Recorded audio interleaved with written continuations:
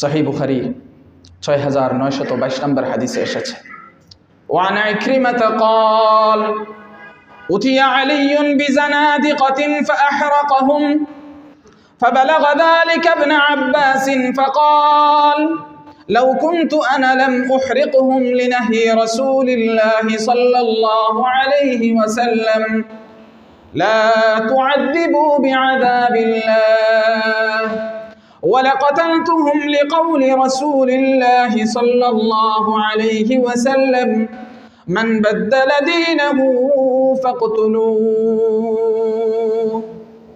ইকরিমা রাদিয়াল্লাহু আনহু থেকে বর্ণিত, তিনি বলেন আলী রাদিয়াল্লাহু আনহুর কাছে কিছু সংখ্যক গোপন নাস্তিক, গোপন মুরতাদ, ধর্মদ্রোহী মুনাফিক মুরতাদকে নিয়ে আসা হলো। তারপরে তিনি কি করলেন? এই গোপন নাস্তিক, গোপন মুরতাদ, এই মুনাফিক মুরতাদদেরকে তিনি জ্বালিয়ে দিলেন। আগুন দ্বারা কি করছেন? জ্বালিয়ে ফেলছেন।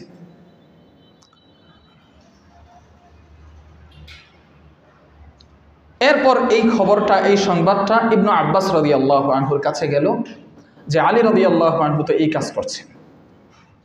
কিছু জিন্দিককে নিয়ে আসা হলো তার দরবারে, গোপন নাস্তিককে। আলী রাদিয়াল্লাহু আনহু তো সাধারণ মানুষ না, তিনি তো বিচারক। তিনি কি বিচারক না? তো বিচারকের কাজ বিচারক করেছেন, কিন্তু বিচার করতে গিয়ে কি করছেন? আগুন দ্বারা শাস্তি দিচ্ছেন, আগুন দ্বারা পুড়িয়ে ফেলছেন। এই খবরটা যখন, এই সংবাদটা যখন আব্দুল্লাহ ইবনে আব্বাস রাদিয়াল্লাহু আনহুর কাছে গেল, তখন তিনি বলতেন, আমি যদি হতাম এই জায়গায়, লাম উহরিকহুম লিনাহয়ি রাসূলিল্লাহি সাল্লাল্লাহু আলাইহি ওয়াসাল্লাম লা তুআযিবু বিআযাবিল্লাহ। আমি যদি এই জায়গায় থাকতাম, তাহলে আল্লাহর রাসূল সাল্লাল্লাহু আলাইহি ওয়াসাল্লামের নিষেধাজ্ঞার বাণীর কারণে আমি তাদেরকে জ্বালাতাম না।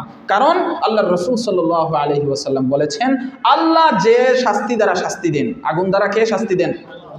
এটা দ্বারা তোমরা শাস্তি দিবা না। এই জন্য আমি তাদেরকে আগুন দিয়ে পোড়াতাম না। তবে ওয়ালা কাতালতুহুম, তবে আমি অবশ্যই তাদেরকে হত্যা করতাম। লিকাউলি রাসূলিল্লাহি সাল্লাল্লাহু আলাইহি ওয়াসাল্লাম মান বাদদালা দীনাহু ফাকতুলু। কারণ আল্লাহর রাসূল সাল্লাল্লাহু আলাইহি ওয়াসাল্লাম বলেছেন, যে ধর্ম ত্যাগ করেছে, ইসলাম আনার পরে আবার কুফরিতে লিপ্ত হয়েছে, তাকে হত্যা কর। এই জন্য আমি তাকে হত্যা করতাম। বিচারক দেখেন, আবার এই কথাগুলো যখন বলি, এটা কোনো ব্যক্তির কাজ না। আলী রাদিয়াল্লাহু আনহু এমন করেছেন, হয়তো ওনার কাছে এই হাদিসটা পৌঁছায় নাই, এবং তার এই জ্বালিয়ে দেওয়ার পিছনে অন্য একটা গবেষণা ছিল। তিনি একজন মুজতাহিদ ছিলেন, কোরআন সুন্নাহর গভীর পণ্ডিত ছিলেন। তিনারা যদি গবেষণা করে সঠিক করেন তাহলে 2টা সওয়াব পান, আর গবেষণা করে যদি ভুল করেন তাহলে 1টা সওয়াব পান, কোনো গুনাহ নাই।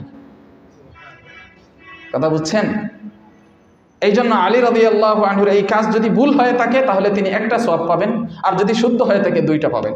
তবে দলিলের আলোকে বোঝা যাচ্ছে তার এই গবেষণাটা একটু ভুল ছিল, যে তিনি জ্বালিয়ে ফেলেছেন। তবে এটা এমন হলো কেন? কারণ তার কাছে হয়তো এই বাণী পৌঁছায় নাই। তিনি অন্য দলিলের কারণে, যেটা আগে এক সময় কোনো কঠোরতা নবীজি সাল্লাল্লাহু আলাইহি ওয়াসাল্লাম থেকে কোনো বিশেষ ক্ষেত্রে দেখেছিলেন, ওইটাকে কেন্দ্র করে তিনি এই শাস্তি দিয়েছেন।